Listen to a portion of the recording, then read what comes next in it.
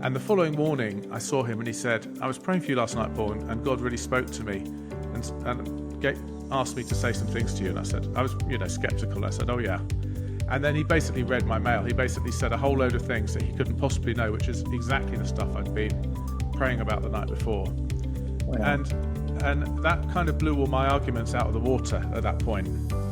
And I remember thinking at that point, gosh, if you really do speak directly to us today, God, then why aren't you speaking to me? Welcome to the Prophecy Project, an accessible prophecy podcast. In each episode, we explore some aspect of prophecy, from theology and practical aspects of hearing God, through to leading healthy prophetic cultures and exploring how prophecy can enhance local mission. Accessible Prophecy is a global ministry that helps individuals grow in the prophetic and helps local churches grow healthy and mature prophetic cultures. And now here are your hosts, Andrew Hill and Christine Wanstall.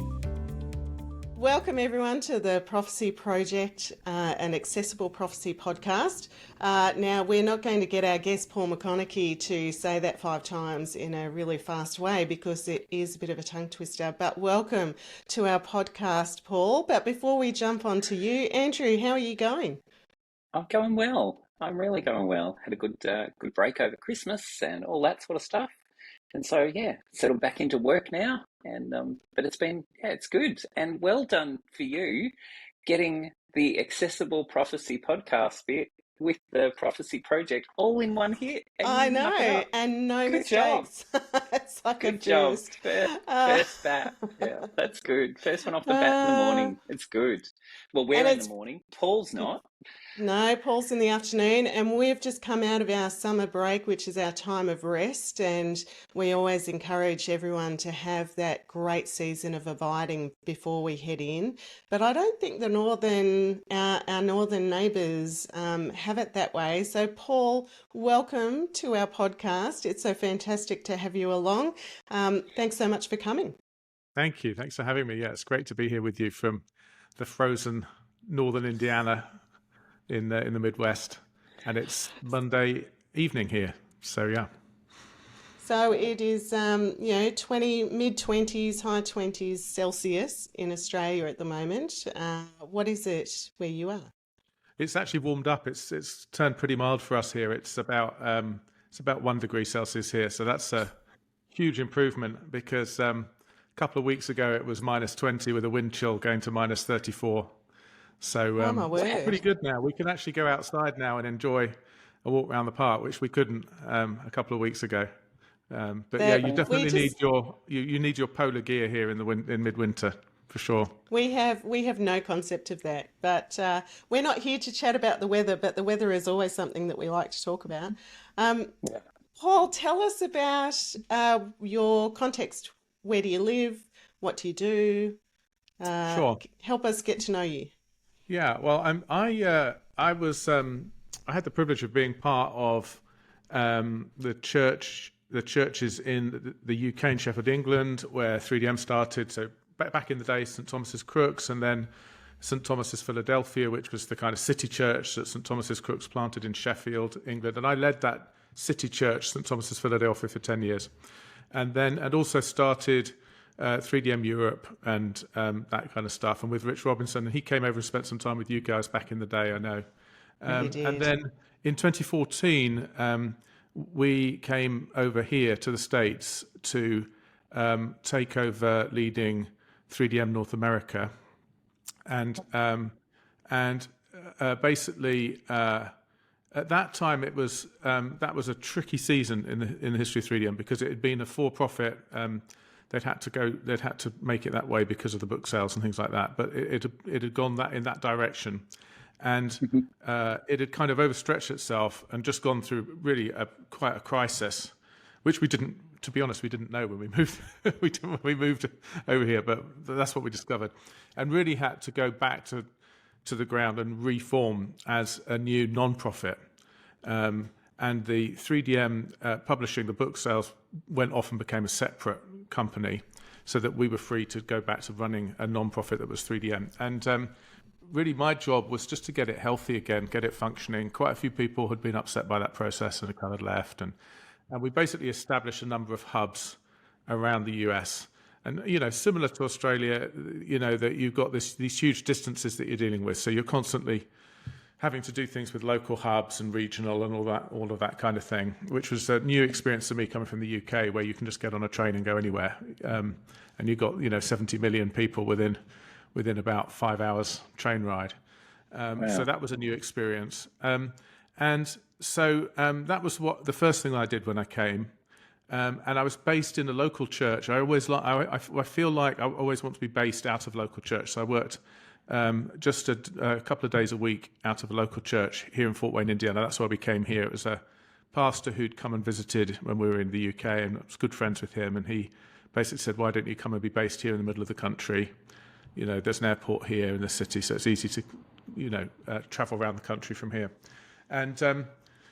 And also, he wanted us to help him to transform the culture of his church as well.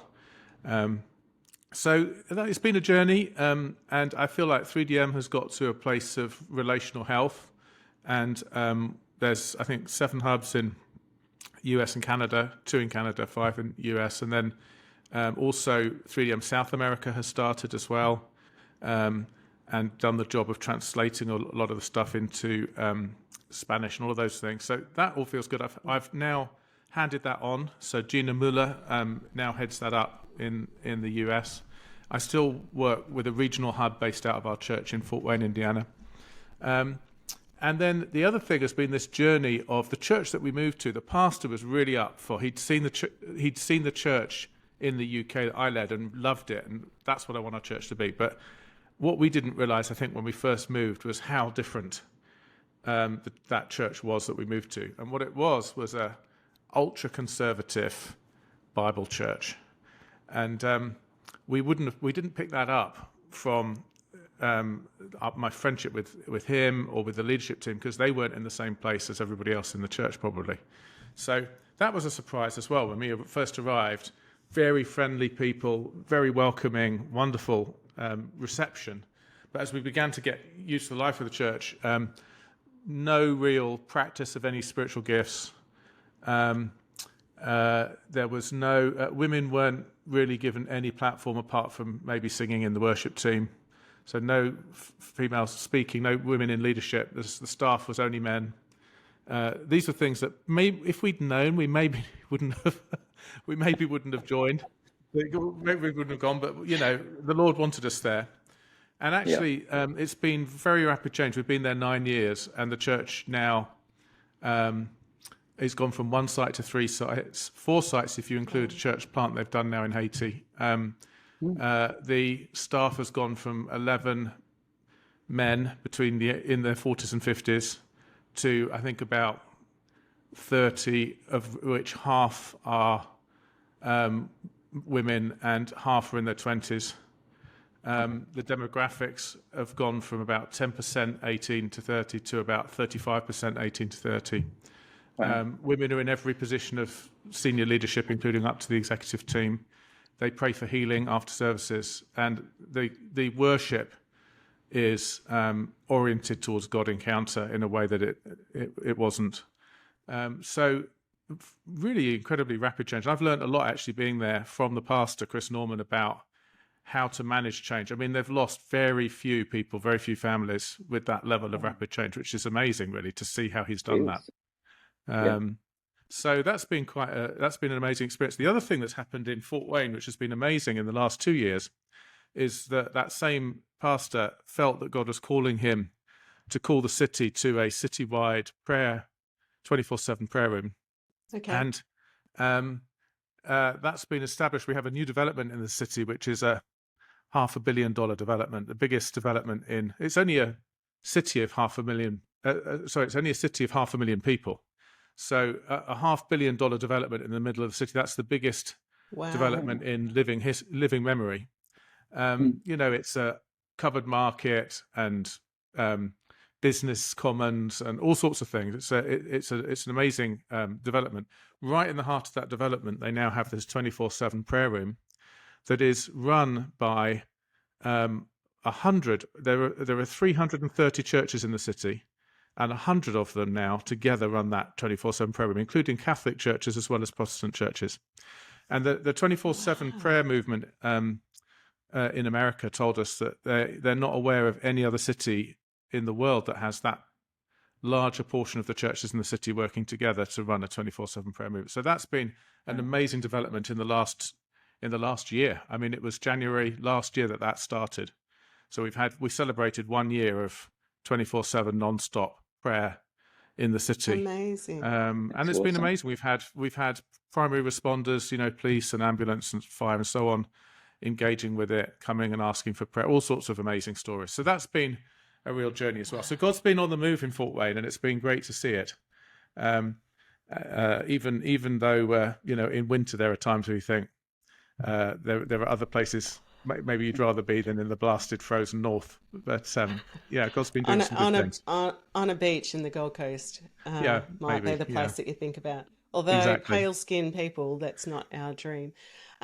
Paul, there's so much in that I just want to unpack with you. But before we jump into just unpacking cultural change and what's it like as a prophet to sit in that space, tell us about how you hear God. What's been your personal journey of recognising the prophetic gift? I grew up in a pretty conservative Baptist environment as a kid, and so it's not what I would call it wasn't what I would call a cessationist church. It didn't teach that you didn't have the spiritual gifts, but it's probably what I would call functionally cessationist. So everybody behaved as if the spiritual gifts had come to an end, if that makes sense. My parents, though, used to read me missionary stories when I was a kid, and they often had miracles and things like that in them. So that gave me a hunger for that. It was almost like it's okay to expect God to do supernatural things on the mission field, but you wouldn't expect it in your own backyard, Yeah. And then when I was a teenager, and actually when I was in rebellion and not going to church, John Wimber came my parents had moved to a different Baptist church, a little Baptist church in a poor area of the city that we lived in. And John Wimber came, and I don't know whether the pastor knew what he was inviting or not, but, he did the classic "Come Holy Spirit" thing. And it really impacted my mother particularly. She basically was filled with the Holy Spirit. And seeing the change in her really brought me and my sister, I've got two younger sisters. The middle sister also was really not walking with the Lord at that time. And both of us came back to the Lord really by seeing the effect on my mother of being filled with the Holy Spirit. And we could see that what had happened to her, the joy that she experienced. I remember having a conversation with her up in her bedroom of whatever's happened to Mum has got to be God.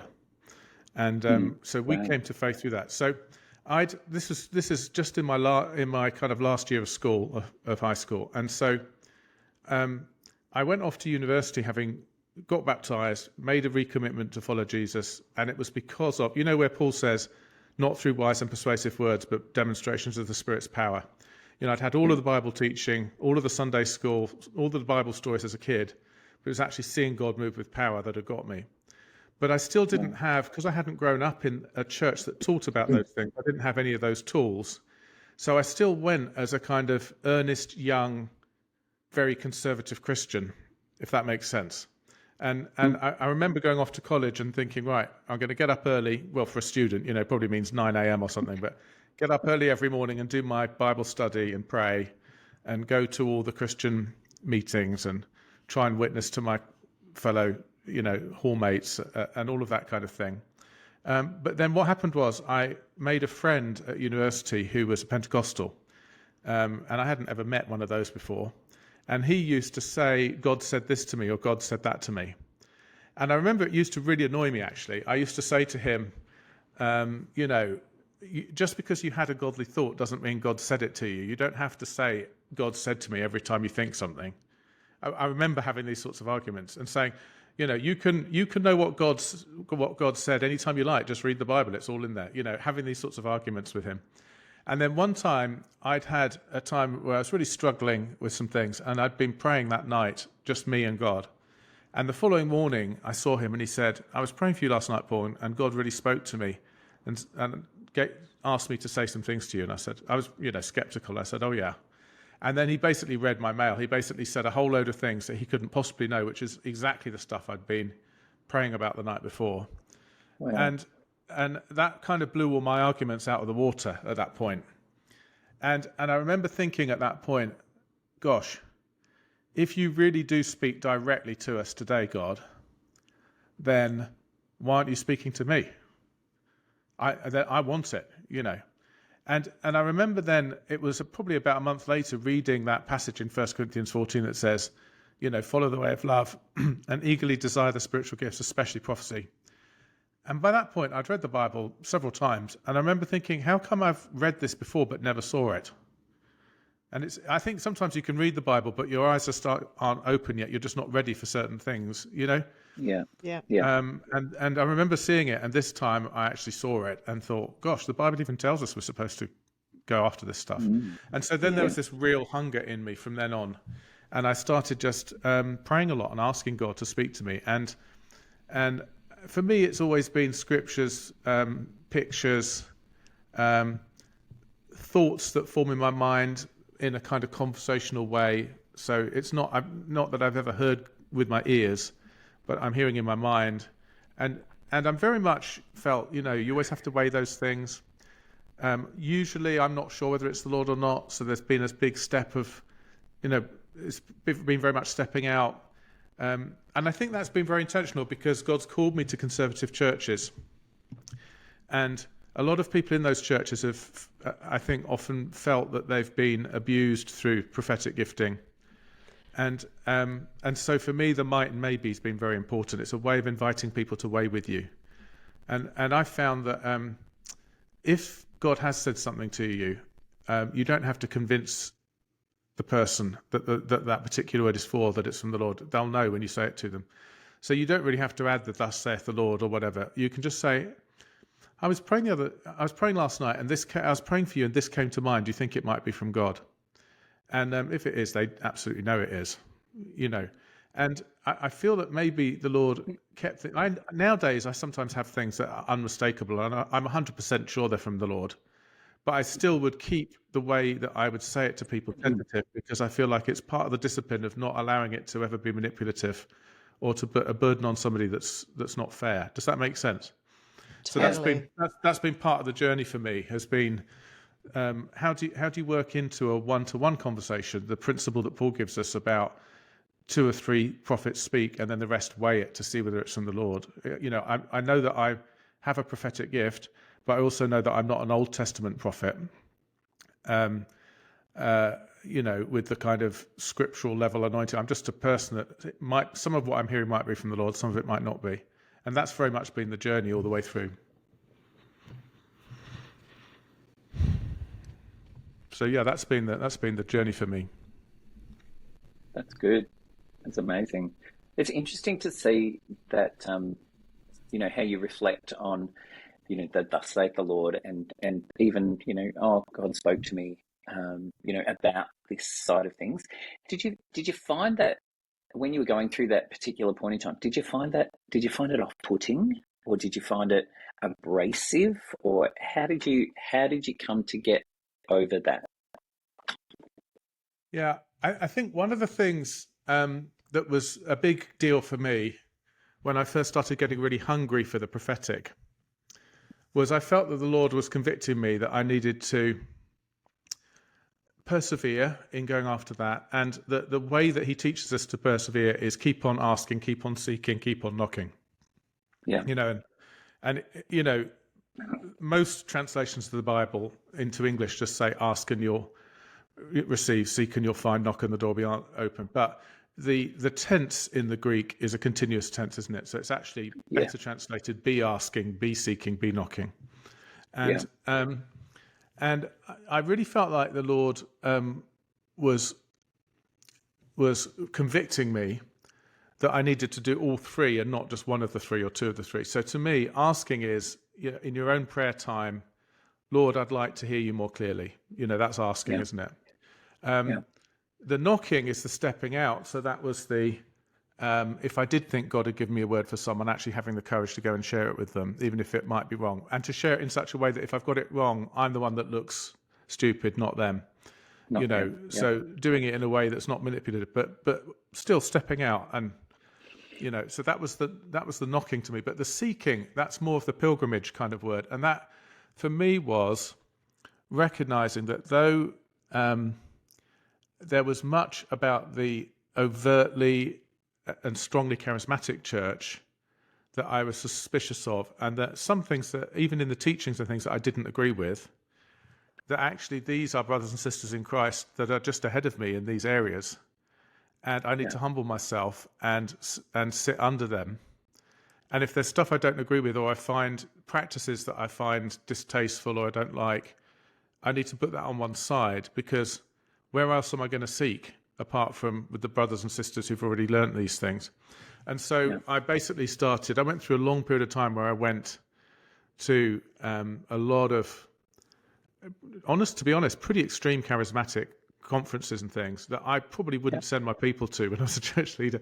And there were quite a few things there that I wouldn't endorse either. And some things and you'd get some really biblical teaching, and then you get some stuff mixed in that you think, wow, where's that come from? I've never seen that in the Bible, And so caution, but at the same time, recognizing that there were people who'd gone way beyond me in understanding the things of the Spirit and the prophetic. And while I'd spent years digging into Scripture and building a really strong foundation, they'd spent the same time doing something else, and they'd gone deeper and deeper into the prophetic. So, sure, there are things I could bring to the conversation, maybe to do with soundness and scriptural integrity and things like that, but there are also things I needed to learn from them.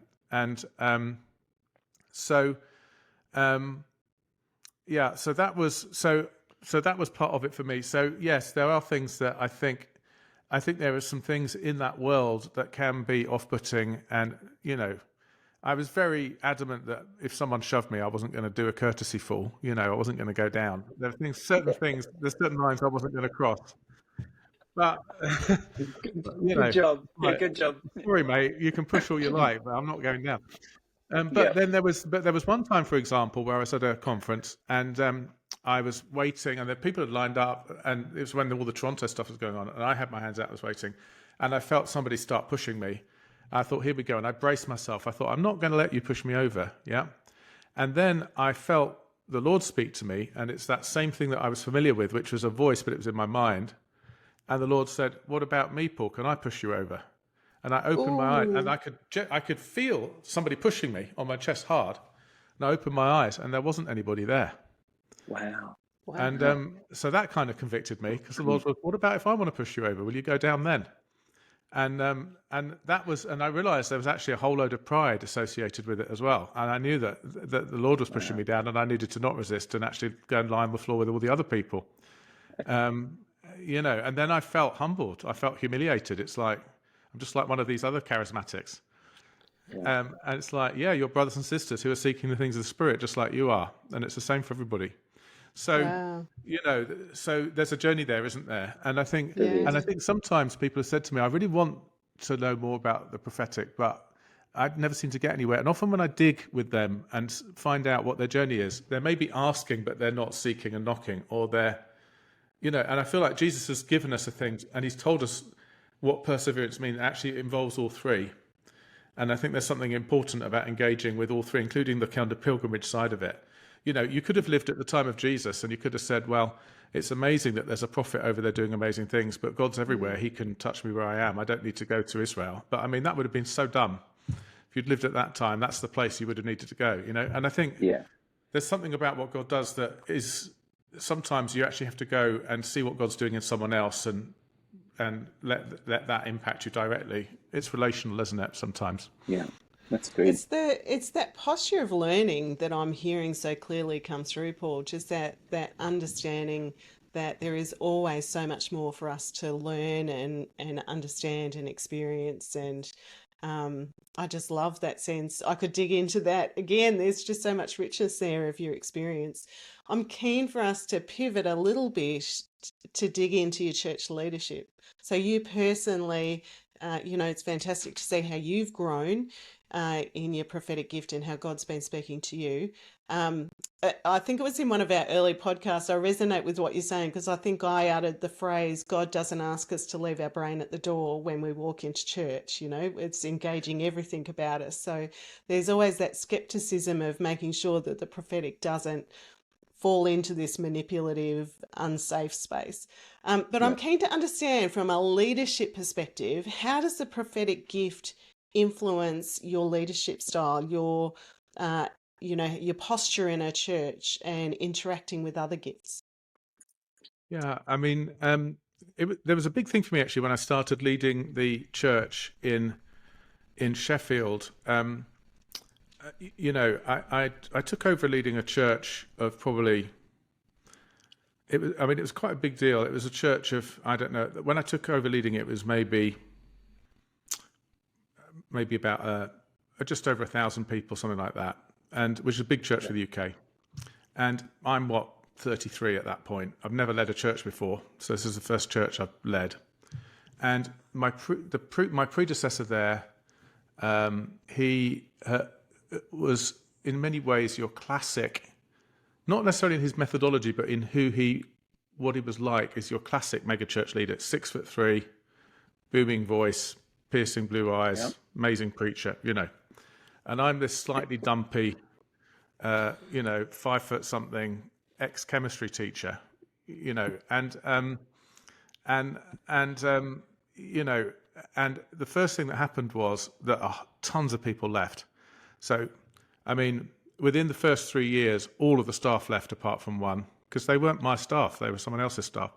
And then, in terms of the people, almost all of the senior business people who were members of the church left. So we had a £100,000 deficit on the budget. So welcome to church leadership. So then you're going to have to. Great, isn't it? You're going to have to make people redundant, and all of that stuff. It was just very, very stressful. And then we also had major spiritual warfare going on. I mean, like really overt spiritual warfare, like covens of witches and all sorts of stuff. I mean, we literally had people killing animals and painting pentagrams on the walls of the church in blood. I mean, it was that level. So that was pretty tough. And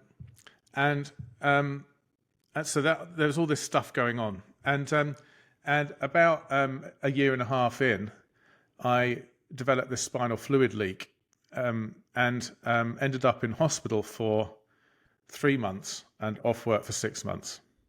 And while I was in hospital, I had to lie with my head lower than my feet for 3 months, which is not really hard on the shoulders and all of that.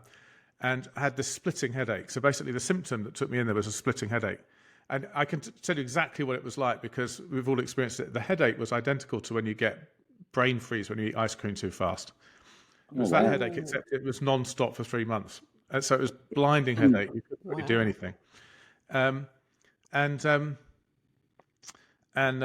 They're trying to fix it. And at one point it was looking like, at one point they were telling my wife that it was potentially life-threatening and all this stuff going on.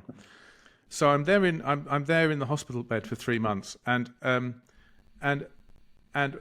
what I really felt the Lord was saying to me during that time was that you've followed on from 10 years of this very gifted apostolic leader that's grown this church, and remember the church I was leading was just one of the plants from the original church. I mean, this church had grown to probably one of the biggest churches in the UK at the time.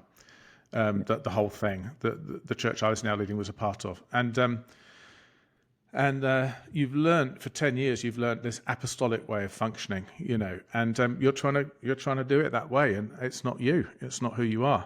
You're not an extroverted apostle. You're an introverted prophet, and you have to learn how to lead in a completely different way. And so when I finally came back, it was a very strange thing. There are a number of experiences associated with it. But the first thing that I felt God called me to do when I went back to the staff is I said, okay, guys, what I'm going to do is I'm going to forget the staff meetings that we have every morning. I will still have staff prayers. So I'll come in and do staff prayers for half an hour. I'll have a 20-minute coffee with my most senior team just to catch up. And then I'm out of there, and I'm going to disappear for 2 hours every morning, and then we'll have our main meetings over lunch. And you wouldn't believe the pushback I got, because everyone's like, well, mornings are the best time for meetings, and, how are we ever going to get anything done? I said, I don't know, but all I know is this, that unless I hear the Lord clearly, I've got no idea what we've got to do. And that's how it works for me. I'm an introverted prophet. So for 2 hours every morning, I would just go off, walk around a park, sit in a coffee shop or somewhere, and literally just be praying and seeking the Lord. And so that was the first thing. And everybody got upset for a few weeks, and then, it became the new normal, and then it was fine. It's just how we did things, So that was the first thing. The second thing was the Lord gave me a principle, which for me was the prophetic principle for how I led. And it was when I was on one of those crazy conferences. I was on a prophetic seers conference. I mean, crazy charismatic conference. I was there with a colleague of mine, actually. And the guy said, okay, everybody, now you're going to have a vision. Is everybody ready for a vision? And I looked at my colleague, and we rolled our eyes at each other. We literally rolled our eyes at each other. Because then the guy said, okay, here comes your vision. And he actually blew down the microphone. He said, are you ready? Here comes your vision. 3, 2, 1. And he blew down the microphone. And then I had a vision. And it was ridiculous. And I found myself in my mind, it was like a waking dream. And I found myself in my mind in this corridor of what looked like a stately home, or maybe an old-fashioned private school or something like that. It was a black and white marble tiled floor and a wood-panelled walls. And it was in this kind of hallway. I was just standing there, and then Jesus, traditional Jesus wearing robes, came down and said, follow me. So I followed him, and he's walking up the hallway, and I said, where are you taking me, Lord? He said, I'm taking you to the treasure house of St. Thomas's. And this is the point where we had no money. We completely run out of money. So this is one of the big burdens that I was carrying. And I thought to myself, well, this is encouraging. She's going to show me that we've got money after all, or something. So we walked into this room, big room, same thing, black and white marble floor, wood panelled walls, big room. And it's completely empty. And I remember thinking, this must be from the Lord, because it's not what I expected. If I was making this up, we couldn't surprise myself. It's completely empty. And he said to me, don't worry, it's not empty. And I thought, well, it looks empty. Looks empty. And he took me to the middle of the room, and then he bent down in front of me and picked up a single grain of wheat that was in the middle. He said, hold out your hand. I held up my hand, and he put it into my hand, and he said, this is worth more than all the silver and all the gold. He said, it's called the seed of fruitfulness. And he said, this is how you use it. And he literally did this with his hands. He said, 1, plant it in the ground. 2, call it out. 3, you'll get a harvest. He said, the thing that makes this so valuable is you can do it with anything. He said, you can do it with souls. You can do it with righteousness. You can do it with digging out my word. You can do it with finances. Doesn't matter. Plant it in the ground. Call it out. You'll get a harvest. And then this thing stopped. And then I said to my colleague who was with me on the conference, I said, you won't believe this. I actually just had a vision. He said, so did I. I said, I can't believe it. I said, well, what was yours? I said, what was yours? He said, well, I was in this hall of this stately home with a black and white marble floor and wooden panel, and Jesus took him to a different room in the same building and showed him something different. It was crazy. Wow. So it was so what we decided to do in the end was, there were 2 things. Missional communities had stopped happening in the church while I'd been ill.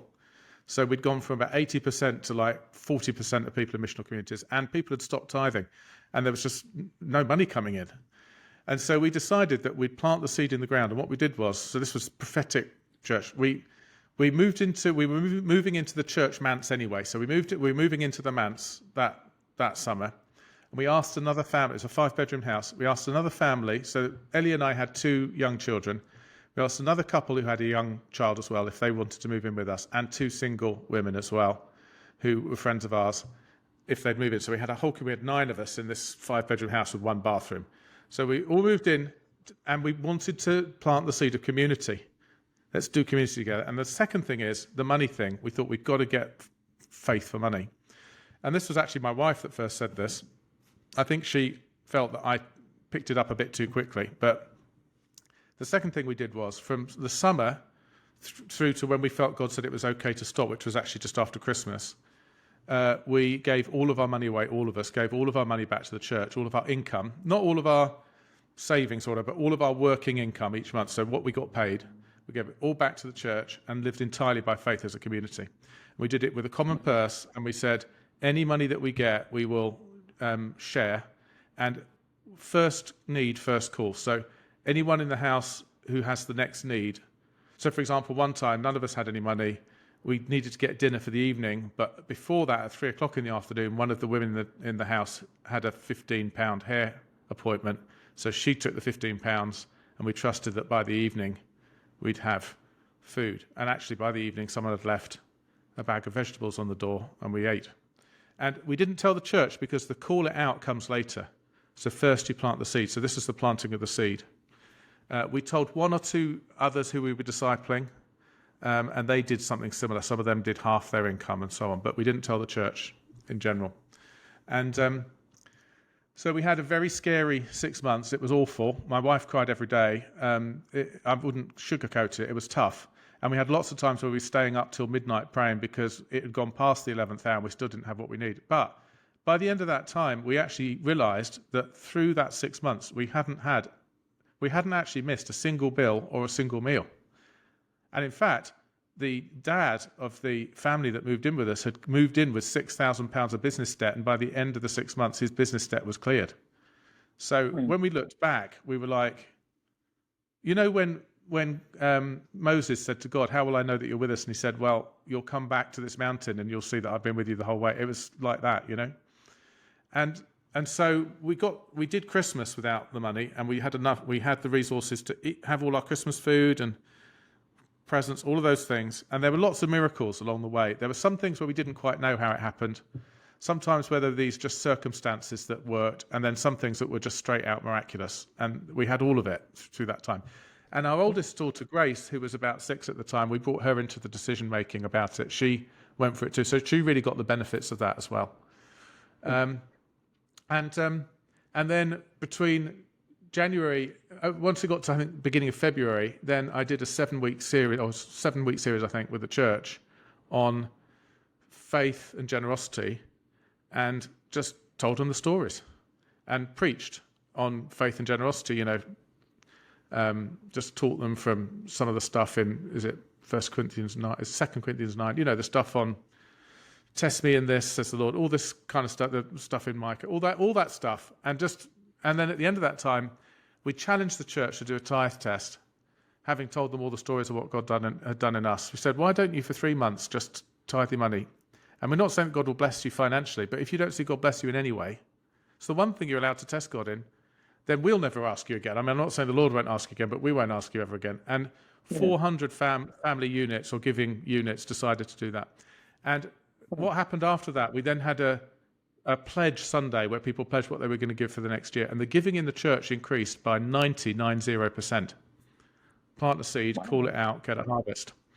And then over the next year, as we started telling the stories about community and what we were doing there, the percentage of people in missional communities in the church began to rise. And by 2007, about 90% of the people in the church were in missional communities. And from 2007 to 2014, when we left, we saw on average between 200 and 250 people a year coming to faith through missional communities. It was amazing. So that was a completely different model. It's, to me, apostles are working out how do we mobilize the masses, whereas prophets go away with a small radical group and do something that's like a blueprint that most of the masses are never going to do, but it inspires a vision, and then you have to give everybody else something they can do. It's not going to be what you've done, but it brings the faith that everybody else. So we didn't ask everyone to give all their money away. We just asked them to start tithing. But we'd given them this picture that God had given us the grace to. We could never have done if it was just me and Ellie, but because we had a team that did it together, that gave us the strength to do that. So that was a prophetic mode of leadership to me. Yeah.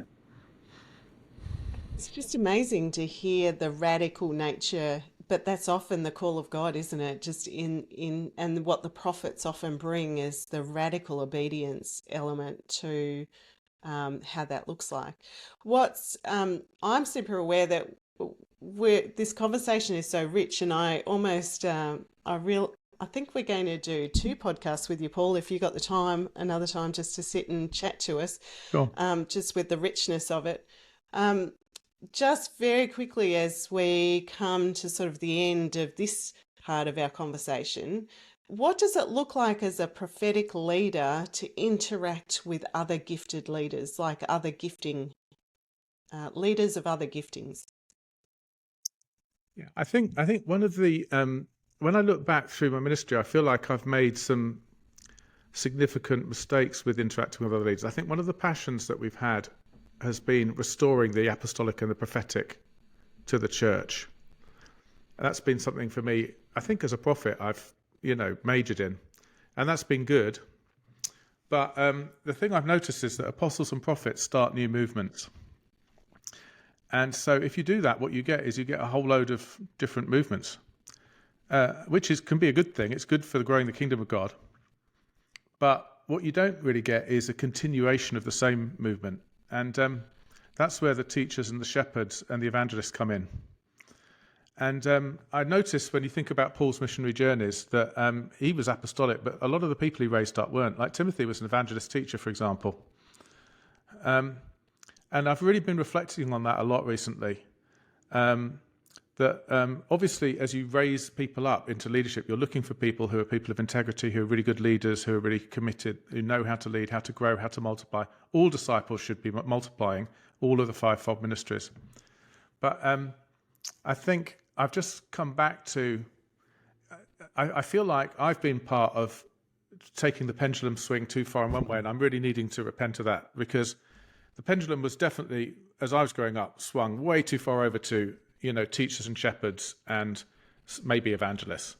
And then we've discovered, hey, there's these things called apostles and prophets too. Let's mobilize them. And they're amazing people because they can grow movements and hear the Lord, and that's wonderful. But actually, we really need everybody. And if you just spend all your time raising up people who start new movements, then you don't get mature movements. You just get a whole load of new things all the time. And I actually think that's partly what's happened with 3DM. I mean, 3DM, which is the ministry I've been part of, has influenced things across multiple. I mean, I know of at least 21 countries where all of those core DNA and tools are involved, but they're all. It's not a single coherent movement. It's all sorts of different stuff starting up fresh in all other places. All these. No, I'm not saying that's a bad thing, but there is something lost when you don't have the coherence of single movements that have grown up over several generations with people staying in close relationship and growing things together. There's value in both, aren't there? And another thing I would say is that as you go from apostle, down the order that Paul talks about in Ephesians 4, apostle, prophet, evangelist, shepherd, teacher, I think you're going from a focus on the movement to a focus on the individual. But I do think there are links. So, for example, I think apostles are focused on growth, but they're focused on growth of the movement. At the other end, teachers are focused on growth, but they're focused on growth of the individuals. So there's a kind of link between the two. I think prophets are focused on health, but they're focused on health of the church and of the movement, whereas shepherds are focused on health of the individuals. And then evangelists are in the middle, and they connect it all like a linchpin, because they do both the movement and the individuals. They know that you've got to save the whole world, but you've got to do it one person at a time. And they also connect the church and the world, and they hold it all together, which is, I think, why the enemy often targets the relationship between evangelists and the church. The enemy tries to pull evangelists out of the church, and then the apostle prophets and the teacher shepherds can't relate to each other, and it falls apart. You need that kind of vision to connect the world with the church to hold us together. But there's something really important there that I've really noticed over the years. And I felt the Lord prophetically showed me that, actually. So there's something there about how the Lord doesn't want us just focusing on the big picture vision. He wants us focusing on the individuals, but He doesn't also want us just focusing on the individuals. He wants us to keep a view on how the whole church is going. So there's something there about how we all work together that's really important, isn't there?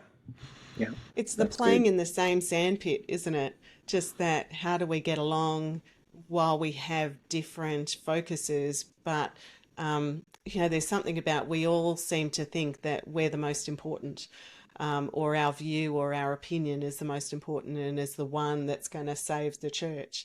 So it's, how do we learn to play in the same sandpit is a key thing. Absolutely. Yeah.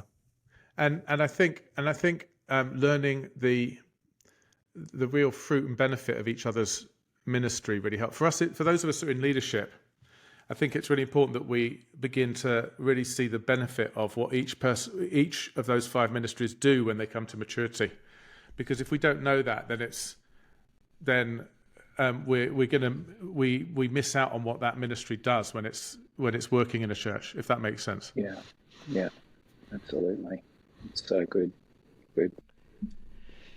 Paul, we're ticking up to the 45-minute mark, so we're going to close things out from this podcast, but we will organise another time to catch up with you just to unpack a bit more. I'm really keen to unpack the discernment space with you, and the space around how do we hold our giftings together, the cultural change piece in churches, which you talked about at the start, what you've seen in your church in Fort Wayne, Indiana. Sure. And so I'm keen for us to really unpack that in a deeper way. Hey, Andrew, as we finish up, tell us about the national gathering that's happening here in Melbourne in March.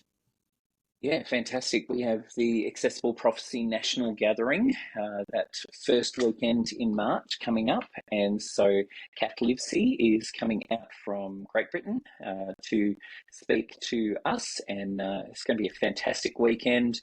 We've got, a time for those who are more skilled in the prophetic on a Friday night, then an open sort of session on the Saturday for people to engage with who want to know more about, reimagining the prophetic within the life of your church. And so it's going to be a fantastic weekend. Then a couple of sessions on the Monday, Tuesday as well for pastors who, are wondering how do we stir this gift up? What's going to happen? Is it going to be crazy times in our church, or is it going to be, really good and good for our church? And I think the answer will be it's good for your church. So, come along and find out about that. So I encourage everybody, sign up online through Accessible Prophecy. You'll see it on socials, on our Facebook and Instagram page. And so I would head there, grab the links and sign up. It's going to be an amazing weekend. It will indeed. So thanks so much for joining us, Paul. We'll see you on the next episode of the Prophecy Project. Catch you guys later. Great to be with you. See you, Paul. Thank you for listening to the Prophecy Project. We hope you've been encouraged as you've listened today. We would love to connect with you. You can do that by following Accessible Prophecy on Instagram and Facebook. If you have a question or topic you would like us to cover, please check the podcast information description for ways that you can connect with us and for links to resources, workshops, and coaching. We hope you'll join us for the next Prophecy Project podcast.